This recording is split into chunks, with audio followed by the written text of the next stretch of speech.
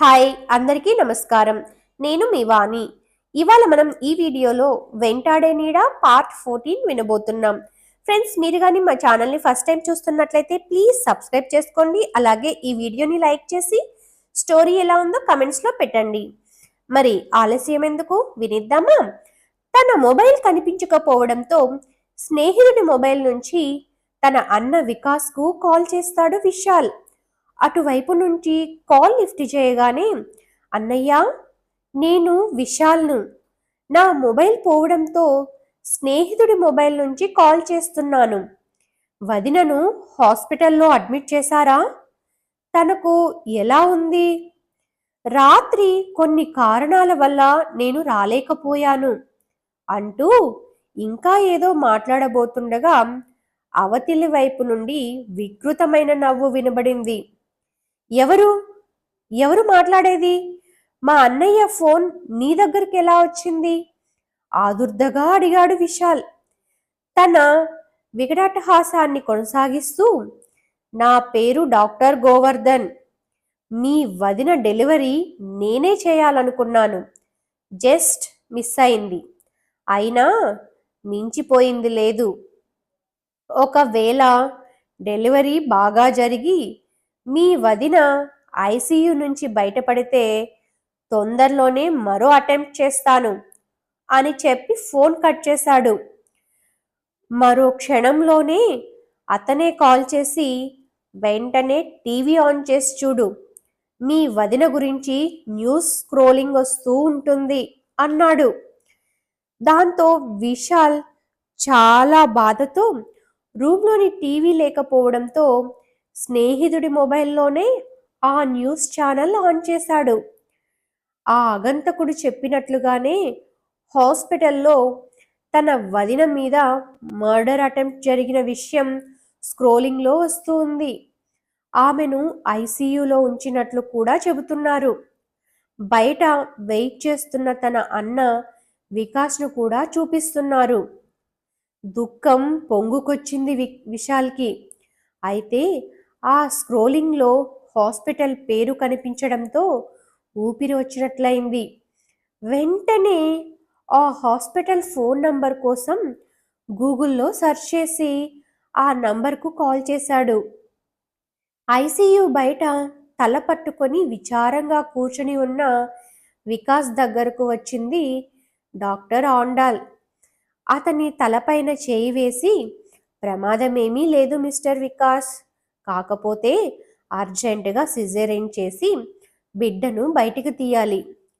మీరు రిసెప్షన్ వద్దకు వెళ్ళి కొన్ని పేపర్స్ మీద సైన్ చేయాల్సి ఉంటుంది. Just for formality. చెప్పానుగా, నథింగ్ ఈజ్ సీరియస్ అని చెప్పింది. అలాగే డాక్టర్. దేవుడి తర్వాత మనిషి ప్రాణాలు నిలబెట్టే శక్తి డాక్టర్లకే ఉంది అన్నాడు వికాస్. డాక్టర్ల మీద అభిమానంతో కొంతమంది పేషెంట్స్ అలా అంటారు, కానీ వాస్తవానికి అంతా ఆ భగవంతుడి చేతిలోనే ఉంటుంది అని చెప్పి తిరిగి ఐసీయూలోకి వెళ్ళింది డాక్టర్ ఆండాల్. కన్సెంట్ లెటర్లో సైన్ చేయడానికి రిసెప్షన్ దగ్గరకు వెళ్ళాడు వికాస్. అక్కడ ఉన్న వ్యక్తి, వికాస్ మీరే కదూ? మీకోసం మీ బ్రదర్ విశాల్ కాల్ చేశారు. తన ఫోన్ పోయిందట. వేరే నంబర్ నుంచి చేశాడు. నా సెల్ నుంచి రింగ్ చేసిస్తాను. పక్కకు వెళ్ళి ఫ్రీగా మాట్లాడుకోండి. ముందు ఈ పేపర్స్ మీద సైన్ చేయండి అంటూ కొన్ని కాగితాల మీద సంతకం పెట్టించుకున్నాడు. తరువాత తన మొబైల్ నుంచి ఇందాక హాస్పిటల్కు విశాల్ చేసిన నంబర్కి డయల్ చేసి వికాస్కి అందించాడు. ఫోన్ తీసుకొని బయట హాస్పిటల్ లాన్ దగ్గరికి వచ్చాడు వికాస్. విశాల్ లిఫ్ట్ చేశాక, విశాల్, నేనురా, అన్నయ్యను. ఏమైపోయావురా?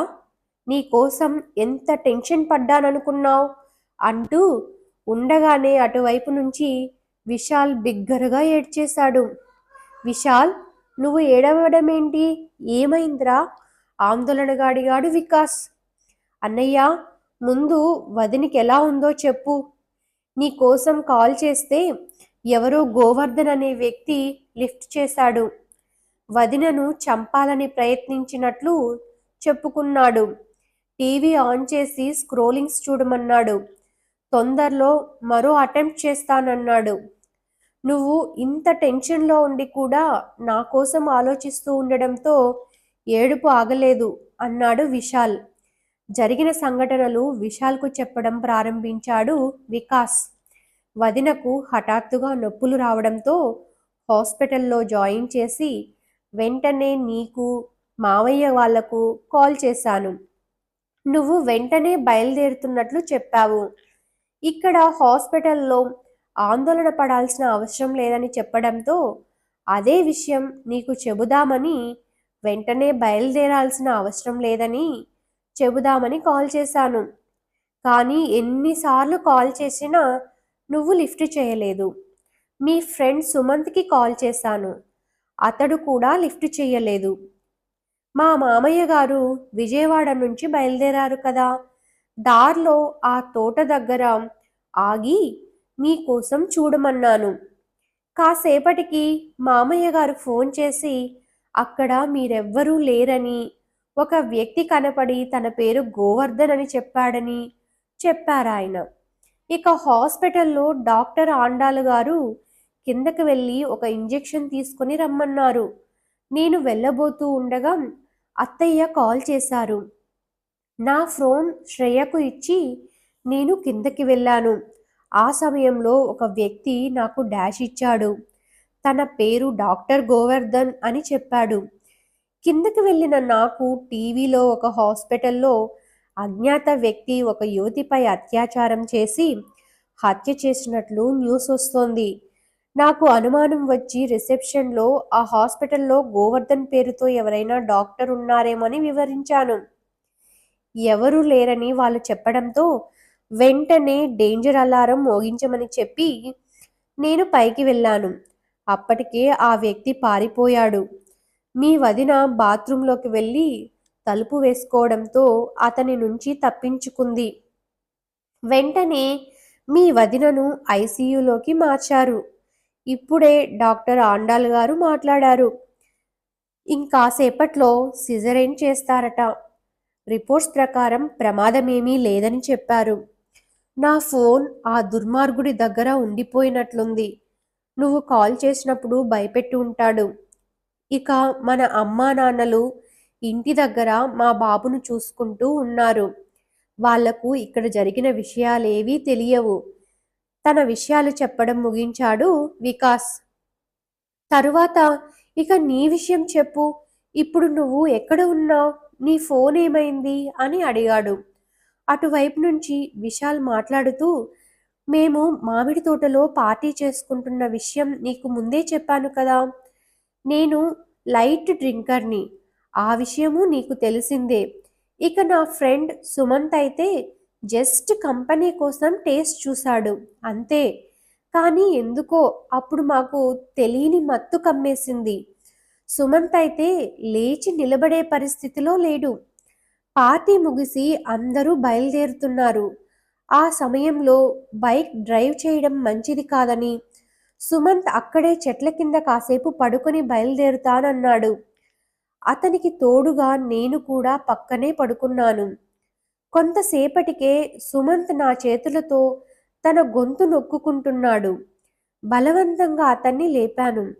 ఏదో వికృతాకారం తన మీద దాడి చేసిందని చెప్పాడు.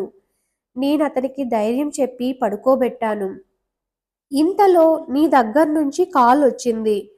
వదినను హాస్పిటల్లో అడ్మిట్ చేసిన విషయం చెప్పావు. సుమంత్ను బలవంతంగా నిద్రలేపాను. అతన్ని నా రూంలో దించుతానని చెప్పాను. కానీ అతను ఒప్పుకోలేదు. తనకేమీ పర్వాలేదని నన్ను వెళ్ళమని చెప్పాడు. హేమంత్కి కాల్ చేసి ఎవరినైనా సుమంత్కి తోడు కోసం తోట దగ్గరకు పంపమని చెప్పాను. తరువాత బైక్లో బయలుదేరాను. కానీ మొబైల్ నా దగ్గర లేదని గ్రహించాను. తిరిగి వెనక్కి వెళ్ళాను. అక్కడ ఇందాక నేను సుమంత్ పడుకున్న చోట చూశాను. సుమంత్ ఎక్కడా లేడు. నా మొబైల్ కూడా కనిపించలేదు. ఎక్కడో దూరంగా తనని కాపాడమన్నట్లు సుమంత్ అరిచినట్లు, దగ్గరలోనే నా మొబైల్ రింగ్ నోట్ వినిపించినట్లు అనిపించింది. ఎందుకో విపరీతంగా మత్తు కమ్మేసింది. బహుశా హేమంత్ పంపిన మనుషులు అతన్ని తీసుకుని వెళ్ళి ఉంటారని అనుకున్నాను. బైక్ రూమ్ దగ్గర ఉంచి బస్సులో నీ దగ్గరకు రావాలనుకున్నాను. ఎలా రూమ్కి చేరుకున్నానో కూడా తెలీదు. ఇందాకే స్పృహ వచ్చింది. ఫ్రెండ్ మొబైల్ నుంచి కాల్ చేశాను. సుమంత్ లిఫ్ట్ చేయలేదు.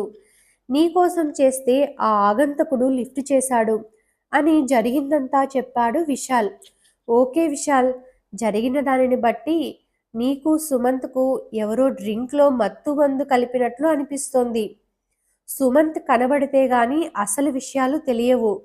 అన్నట్లు హేమంత్ మనుషులు అతన్ని తీసుకుని వెళ్లారా?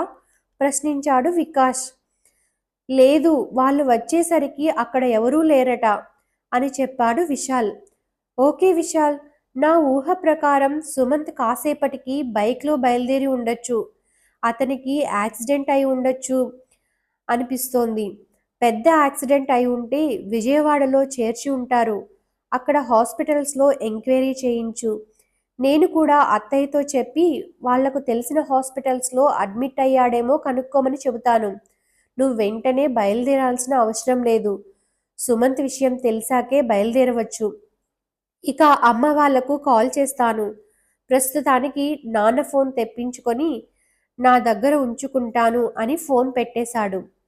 తరువాత తన తండ్రి విజయానందకి కాల్ చేశాడు. ఆయన లిఫ్ట్ చేయకపోవడంతో రిసెప్షన్ దగ్గరకు వెళ్ళాడు.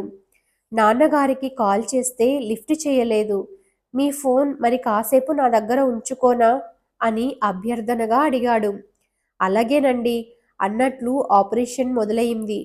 మరో పావు గంటలో డెలివరీ కావచ్చు చెప్పాడతను. అతనికి థ్యాంక్స్ చెప్పి తిరిగి లాన్లోకి వచ్చాడు వికాస్. అంతలోనే ఆ ఫోన్ మోగింది. అది తండ్రి నంబర్. కాల్ లిఫ్ట్ చేసి నాన్న, నేను వికాస్ని అంటూ ఏదో చెప్పబోతూ ఉండగా అటువైపు నుండి విజయానంద, ముందు నేను చెప్పేది విను. ఎవరో గోవర్ధన్ అట, మీ ఆఫీస్ అటెండర్ అట. ఇందాకే మన ఇంటికి వచ్చాడు.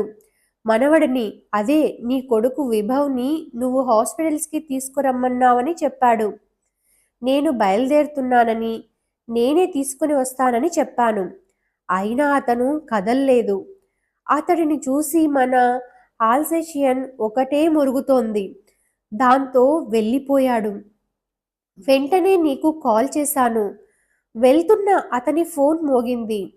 అతను లిఫ్ట్ చేసి వికృతంగా నవ్వి కాల్ కట్ చేశాడు అని ఆందోళనగా చెప్పాడాయన.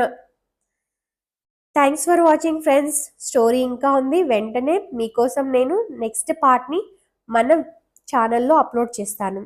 ఈ వీడియోని లైక్ చేసి అలాగే సబ్స్క్రైబ్ చేసుకోండి. Thank you once again.